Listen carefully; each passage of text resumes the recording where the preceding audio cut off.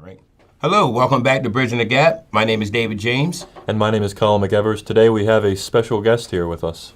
I'm Julie Giordano, County Executive. Thanks for having me. Thank you for being Absolutely. Yeah, absolutely. here. The first question is, if you could just tell us a little bit about how the possibility of term limits passing in Wycomico County in 2026 could impact the prevalence of young folks in politics.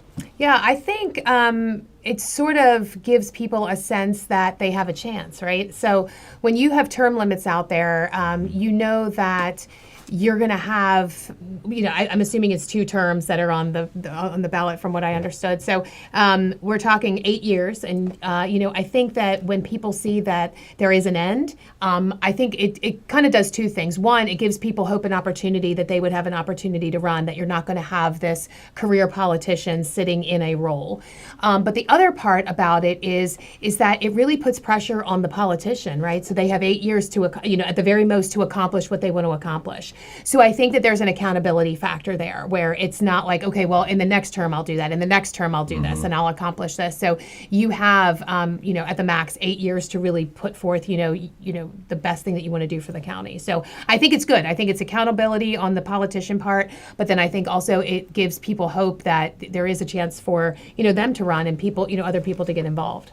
Certainly, yeah. And I definitely like the idea of putting some pressure on them, like a limited time. So it's like they don't have, I'm going to be here 40 years. It doesn't matter what I do this year or that year. It just gives them that time to make a plan. So actually, when we were doing this petitioning, we ran into some local people in the area, in Wycomico, Salisbury, and one of the critiques we faced from a local Democrat regarding term limits was that it could open the door for powerful interest groups or wealthy people to buy their way into office. So what would you say your response is to that kind of criticism? I think that could happen now. I think that we have people now that sort of fit that mold, right? So right now, the way that I feel that, like, for example, the council is structured is it's very difficult. We have Councilman James Wynn, who is on the younger side, and he is a business owner. And it makes it really difficult sometimes for him, for daytime meetings and things that happen in the daytime. So the way that the meeting or the way that the council, for example, is set up now is that it's really for that retired business owner or that person who owns their own business. I can't imagine, being a teacher or being somebody who is just starting their career and also saying, oh, by the way, I have to leave for a council meeting, or I have to do this, or I have to do that, and go here and go there. So it's really, right now, the job almost has tailored itself around a specific group. And so you have to have a good sense of security. Plus, it doesn't pay very much. So, you're not going to, get rich by becoming a councilman, which is a good thing. We don't want that to happen either. But I do think the way that it's structured sort of limits, people. I don't necessarily know if term limits are going to mean that you're going to have special interest groups. Like, I don't necessarily see that, because I feel like you could have that now. And to me, I think it's more dangerous on the other side, because if you have somebody in a special interest group and they have an unlimited amount of time that they can run, the more and more damage or the more and more that they can do, because there's not, a set time. Okay, well, we only have to deal with that person for 8 years. So I think that argument sort of I don't really see that argument at all. I kind of see it on the other way, where when you have somebody who can continuously be there, I think that causes more of a concern than anything else.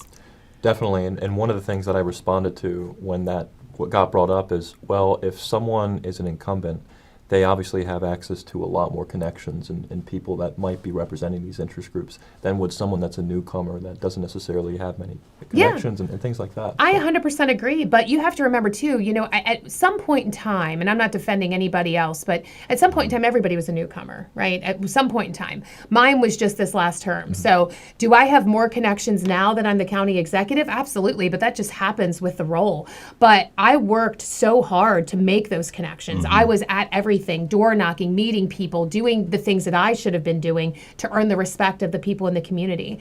And I would say just recently have I really earned the trust of the business community. That was a really difficult group for me to try to penetrate and say, hey, like, I want you to trust me, and I want you, and it was hard for them, Yeah. You had John Pisotto, who was in there prior to, so even though he wasn't elected, he was still the incumbent. Sure. And they had that trust in him because he was already doing the job, you know? So I had to earn that trust. And I think just until now, I've put out my third budget now.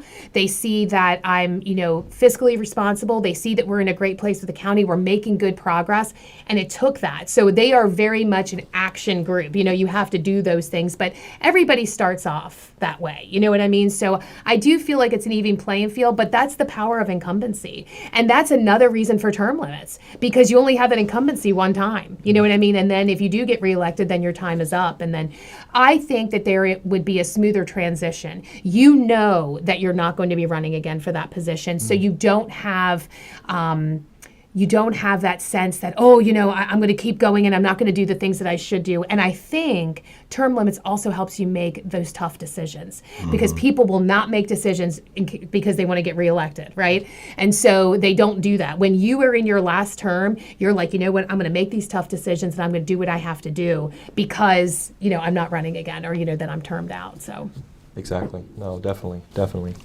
And you brought up the budget, actually. I was wondering if you could kind of, I personally don't know because I don't have too much knowledge of the process, but what typically is the process for creating and crafting a budget, and what are some accomplishments that you can kind of detail and describe in regards to the budget that's recently passed? Sure. So it actually starts all the way back in, September, October, November, because at that point in time in the fall, we're having our department heads really think about their capital improvement plan, so the CIP, so their bigger, larger projects.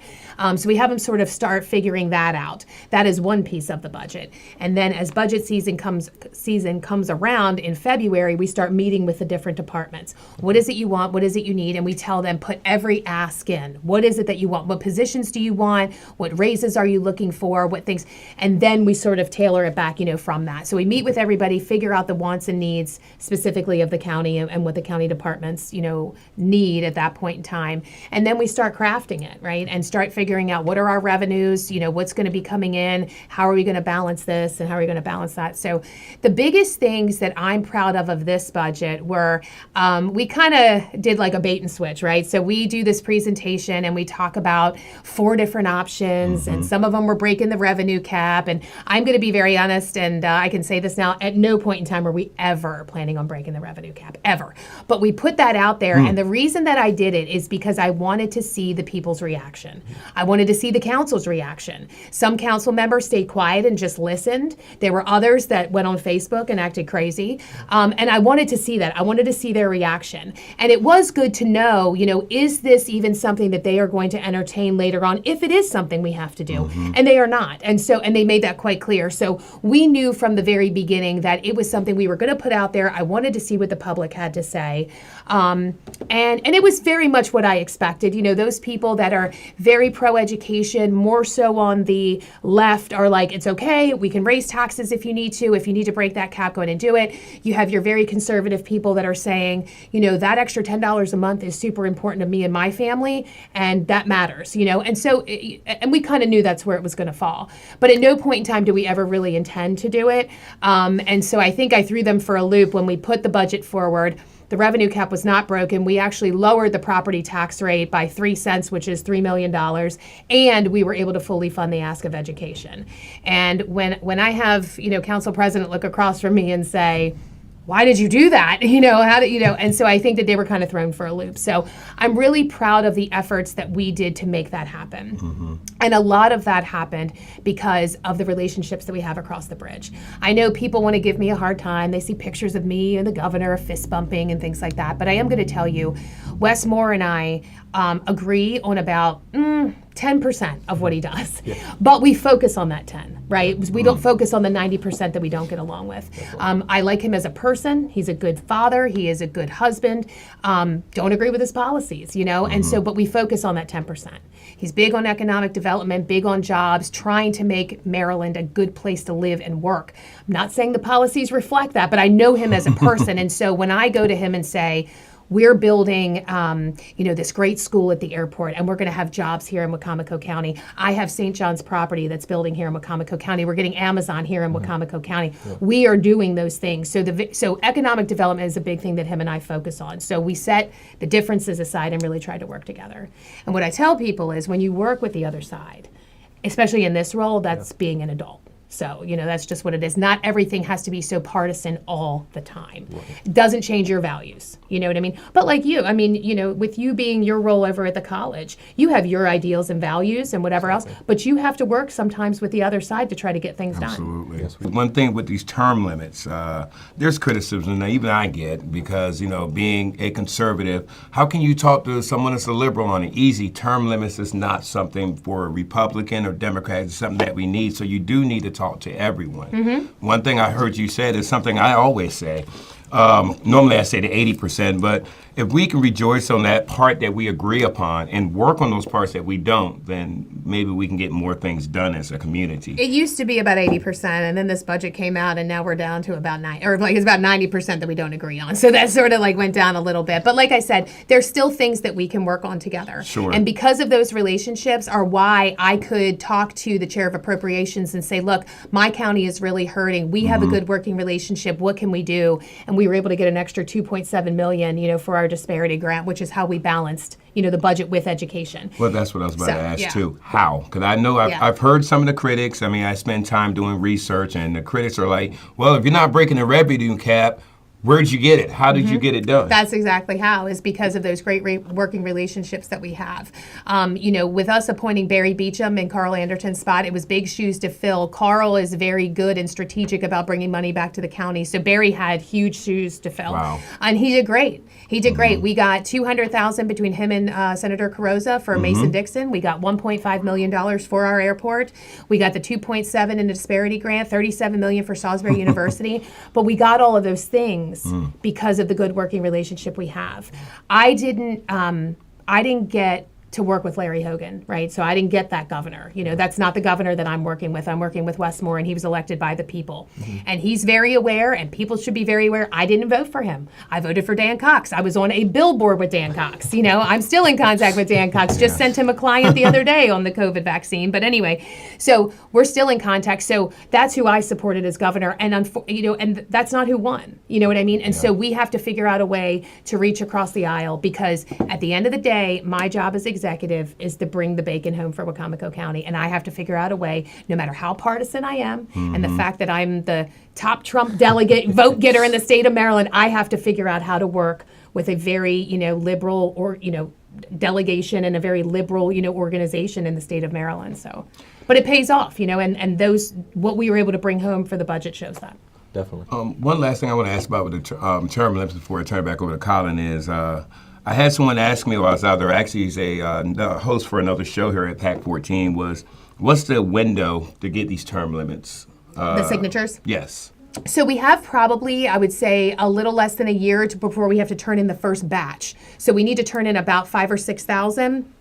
I think it's March. I want to double check. March. Okay. So my plan too is to go around. I visit fire departments. I do the municipal meetings and things like that. My plan is to bring this to the people and say, do you want term limits? And I have not met one person that has said no. All these different events that we go to, I think people are going to want to do it, and we just push it as that. This is not a conservative thing. It's not a liberal thing. It's not Republican. It's not Democrat. It's do you want term limits in Wacomico County? And I think based on what I've seen in this role, it needs to happen. And that's on both sides, the executive side. And I'm saying that as the executive. You need it on the executive side, and you need it on the council side. If you cannot accomplish what you want to accomplish in 8 years, it's time for you to get out anyway. So you used to be the chairwoman of the Lower Shore Young Republicans.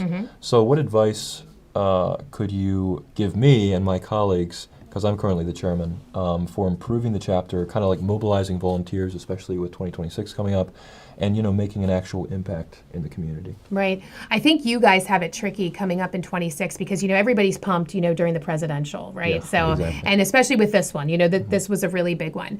But I think getting people excited, and I think the governor's race is going to be one to definitely watch, So I think if you get people excited about just one race in general, if you can sell them on local politics, that's great. It's kind of difficult. People are like, what is an executive? What does she do? Or what does he do?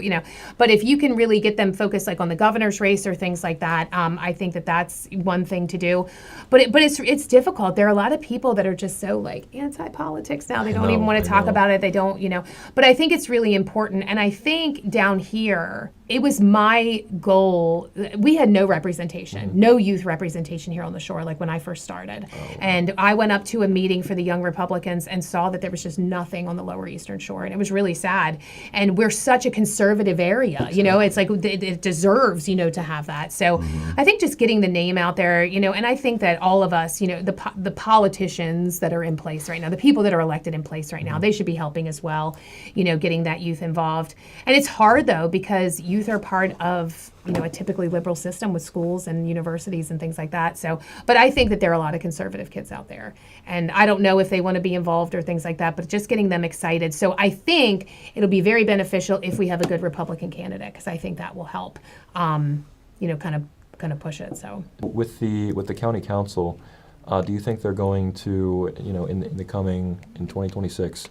Like do you foresee any new individuals that haven't really been elected yet, like stepping in and throwing their hats into the race, maybe trying to run for these positions that are currently kind of held by incumbents that have been there for a while? I very much hope so. I very much hope so. I think both of the very seasoned gentlemen that are on the council have very much stated that this is their last term. We'll see if that happens.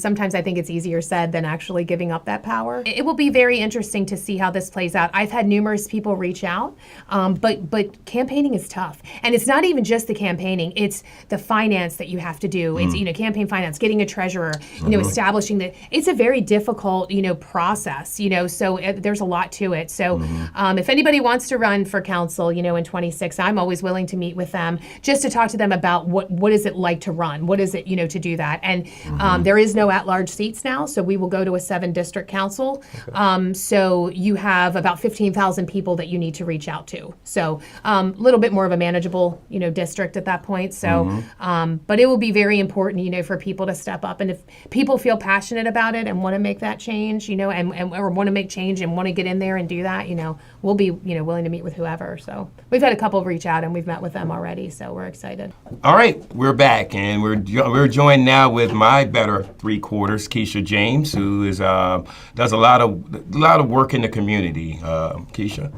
Hi. When he says I do a lot of work in the community, I work with the homeless primarily. Every second Tuesday of the month, we serve dinner, a group of us, including my husband. And I just had Praise in the Park on Saturday, which was able to feed some of the hungry out there in the community. And we do that twice a year, so I really enjoy that. I do want to comment on the Praise of the Park, because I want to give you guys credit, because nothing even deterred you from being there. And I know that you were kind of fighting the anti-Trump, save democracy, anti-Musk, anti-Doge, no kings. Kind of craziness. So I appreciate you just standing strong, and just being there and doing that. So. Can I address something on that? Yeah. Well, the morning Go ahead, this is mine, yes, go ahead. The morning of Praise in the Park, we get there and there's a lot going on. It's cloudy and you're like, Lord, open up the clouds, and bring out the sunshine, which he did. But, I was just feeling downcast in my spirit. And he just said 2 words, keep going, not knowing what was going to be on the other side of that pavilion. No one knew. So I just have to say, keep going. Yeah, there you go. Good encouragement there. Keep going. We're going to talk about what's happening in a place called Weetipquin. For those that have seen that word, it's Weetipquin. I'm what you would call a from there, not a come there. There's a lot of people who've moved down there, which is awesome. And since we've had our executive, she's made it very, very easy to get there as far as it goes with the roads and the dishes being cleaned out, and the attention that she, along with our West Side Task Force and Neighborhood Alliance, has done. It's been great. It really has. But we want to talk about something that's going on down there in Weetipquin, and that's the Weetipquin Creek State Park, which is kind of unique because I never knew it was a creek. We thought it was a river when I was growing up, just in the neighborhood. How did this park even come about? Right. Well, I'm going to give you a little bit of background about the place first and foremost. Please. The 445, over 400 acres is owned by a gentleman named Donald Graham. And just to give you a little bit of background about Donald Graham, so if Donald Graham is a gentleman that has lived or has owned property down here, that piece of property has been in his family for generations. And when he took it over, he had an idea of what he wanted to do. Let me explain to you what this man has done in his lifetime. So he was an engineer, and he oil used to come in cans back in the day. And then now when we go and buy oil, it's in the plastic, with the little, spout and whatever. He not only designed that, but he owns the patent to that and also the machine that does it. So every bottle of oil or everything of oil that you buy, it's his design. So the man has done well from himself, and he's also designed a lot of other things. So he is an engineer. So he owns this piece of property with the house on it. And when he inherited it, he decided he was going to put, I would say hundreds of thousands, but I can be safe to say tens of thousands of dollars into that house. And what he has done is made sure that it has stayed and kept its historical presence, right? So it does have plumbing. It does have electric. However, everything else is to the T of what a revolutionary house would look like, right? His family would come down once a month. They'd spend Thanksgiving down there. He has children. He also built other houses on the property that are all historically accurate houses. There's a caretaker that he has that's on the property. And so he's kept this up. They have decided he decided a while back, which had nothing to do with me, that, the state was looking for a place to put a state park. And, he had a property available that he was like, you know what, this would be a great thing for this. It was back in early 23, we brought DNR down and we took them to several locations. One of them was Poplar Hill. So, the old, prison release place. Beautiful location, you know what I mean? So we took them there. They were not interested in that land. We took them over to Pirates Wharf and said, hey, what about a partnership park? We've done a lot of work. You could take it over as a state park. We're okay to do that. Right. Not interested in that. Wow. So there was several areas. We talked about, we were brainstorming different ideas. As a matter of fact, Greater Salisbury Committee on their 2030 plan, a state park is one of those things. Chris Eccleston was heading that up. So this has been on people's radar for a while, and we tried to do our due diligence, showing different properties, and we just kind of thought it was a dead issue. And then all of a sudden, Eastern Shore delegation has their meeting when session started, and we hear, hey, by the way, Wacomico County is getting a state park, and it's this Don Graham's property. I didn't know who Don Graham was. I didn't even know where it was. I still have never been on the property, so I've never even been down there. So I knew it was down Nanticoke Road. That's what we were told, somewhere down there. And we thought we were getting some insider information because our attorney came in and said, well, I'll show you exactly where Don Graham's property is. What we understood at that point in time is, and we said, because we were kind of upset about the Pirates Wharf thing, we're like, Pirates Wharf is so close, and it's already halfway done. What's going on here? Is this a done deal? Yes, it's a done deal. Signatures have been, the ink has dried, signatures are done. Okay. So I said, all right. So then February comes, and they have the Board of Public Works. Now, I'm going to tell people, you may think that you have a say at the Board of Public Works meeting. The decision is already made before you go into the Board of Public Works meeting. If you're on county level. Yeah. I mean, when I go into the Board of Public Works meeting, I don't know if you've ever been to one of these meetings, but in it, there's three people. There's the comptroller, there's the treasurer, and there's the governor. So it's three people. These are not people that you're going to sit up there and start arguing with in the middle of everybody in the middle of the state house. We're not going to do that. So, he brings me on. I'm actually on Zoom. I don't go in person, but we're on Zoom. And, we talk about this. And he said, I want to congratulate you for getting a state park because your leadership is what got us here. Now, I think what people have twisted is you knew about it because he said your leadership. What he meant is that my leadership did start this. We wanted to get a state park. We were bringing DNR down. And that's what he was talking about, is the fact of we wanted a state park here. I was about the what. I had nothing to do with the where. You see what I mean? So I think that's the biggest thing here, is that I think people are under the assumption that I was trying to hide something, not telling the people on the west side. And I'm like, Guys, I don't hide anything from the West Side. As a matter of fact, You're I made very them more transparent by having the West Side Task Force. I want to know what's going on. And never in my life did I think that so many people would be, this concerned or upset. What I have thought about with DNR and what I'd like them to do, and I'm sure these are in your questions, but what my hope is with this is because this is a done deal, DNR owes it to the people of our county to come down and say, this is what our intention is. Is this going to be like a Shad Landing where like people are going to be camping and coming in and out of here? Or is it going to be like a Pemberton Park where there may be an event, maybe, and there's trails and it's just you enjoy the nature and you enjoy the property and that's it. And I think that the people of the county deserve that. And so I think the lack of information as to what kind of state park it's going to be, I think is important to share. I just want to say this. For any homeowners out there or property owners, I know for a fact you would not want the government coming in and telling you who you could sell your property to, what you're doing with your property. People don't like that at all. You know what I mean? And so for people to sit here and say, well, Mr. Graham, he should have told the people of Wacomico County. Well, maybe he should have, but he doesn't owe that to the people of Wacomico County. Not with his property. No, that's his property with the state of Maryland. Well, I can say as being a original tip necker, and those from down the Wetumpka knows what a tip necker is, I never been on that property. And I'm talking about, I was born like less than a block from this place. I didn't even know it existed. Why? Because, and anybody who's from down there can say the same thing. That was their property. That was that family's property. I had a delegate actually give me a call yesterday actually and asked me, hey, where exactly is this? Now again, this is after the state already has it. All right, it's hidden. Not many people get to go there. So for Mr. Graham to actually say this, this isn't something that y'all saw from the road. You know what I mean? Right. They said, hey, this is where we're gonna put a park at. And yes, there are a lot of questions. The unique thing that I did notice yesterday while looking at good old Facebook and Meta is they've already gotten the details and description of what's going to be there.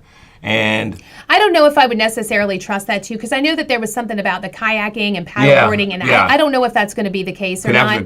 But I really would like DNR to come down, and I think that would help ease some people's minds, as to what exactly is going there.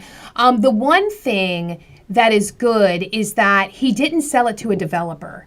We're not getting a development down there. We're not getting a bunch of houses. We're not destroying nature. This was a way for him to have that legacy of that beautiful property live on in a way that, other people will be able to, preserve land and for other people to enjoy, And so I really think the house is really what sold it because they want to keep it in that historical trust. So I think, for what he's done and the money that he's put into that, I know what delegate you're talking about because he called me yesterday too. He walked onto the property. He said, Miss G, if you walk onto that property and your eyes are closed and you open your eyes, you feel like you're in Williamsburg. The whole idea is to keep that property beautiful, right? And keep that property, the historic value of that property. They're not going to come in and start putting in, all kinds of crazy stuff, and you're going to have water slides and doing all kinds of wild stuff like an Assateague or like Shad Landing or something like that. It's not going to be like that.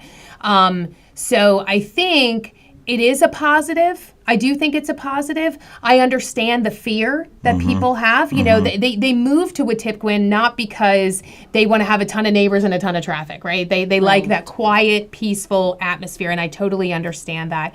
I don't necessarily think this is going to take away from that. I really hope not anyway. Right. But I do think that DNR needs to give us some answers, and they're being a little unresponsive with some things, which is a bit frustrating to me because I feel like they do owe the county a little bit of an explanation, especially how it was done. I mean, it would have been nice, like, hey, here's a heads up before the ink has dried, but we just didn't get that, unfortunately. But how does a state that's so deep in the red as we are right now be able to afford a $3 million bill for this, right? When we have so many parks already down there, right? So I think the thing to keep in mind is, and I know this is going to sound crazy, the best answer I have is it's different pots of money. So it's not part of the operating budget necessarily. It's part of, it's in an acquisition, type account. So there's money set aside in different accounts, right? And so this is from a different account. This is not the, budget that he just passed or anything like that. So It's still tax money, so I mean, you're right. I mean, it absolutely is. But the best answer I have is that there was acquisition money for this, kind of set off to the side, and so that's the money that was used. Thank you. Now, the president of the county council, John Cannon, did tell me the other day that a letter has been sent to the state to kind of halt everything for a little bit. I do not believe that the council has the ability to write to DNR and ask them to halt anything. They don't have the ability, or right is the wrong word, but they don't have the right to ask them to do that. This is a transaction between two people that we are not privy to. So if this would be an example, like you have your house, right? And let's say you want to sell your house, and you have neighbors that come in, and you're really happy about these people that are going to be coming in. And what if your neighbors aren't happy? Are you going to stop the sale of your house because your neighbors aren't thrilled with who's moving next door? If you got a letter from your neighbor saying, hey, can you please halt and not sell your house? You're like, no, I got to move. I got a job I got to go do, or I've got this to go do. You're not going to do that. And so that's where this kind of falls in. And I understand that the people are upset, but unfortunately in this case, I don't have, a way to stop it. I read the letter by the council. I thought it was a bit presumptuous to assume that we have the ability to stop a sale. I don't think that they're going to halt any process, for the people of the county. And I'm not saying I agree with that, but I just don't think it's going to happen. We find out that it's a private citizen.